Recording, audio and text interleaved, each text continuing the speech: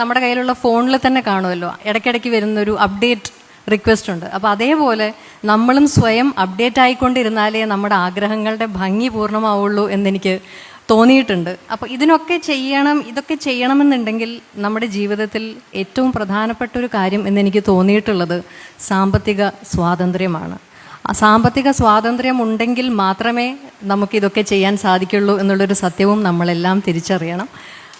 അപ്പോൾ അതിന് വേണ്ട കാര്യങ്ങളാണ് നിങ്ങളെല്ലാവരും ചെയ്യേണ്ടത്. അത് എങ്ങനെ ചെയ്യണം എന്നുള്ളതൊക്കെ പറഞ്ഞു തരാൻ ഇവിടെ അറിവും കഴിവുമുള്ള വനിതാ കമ്മീഷൻ്റെ സാരഥികളെ പോലെ അതിനുള്ള ആളുകളുണ്ട്.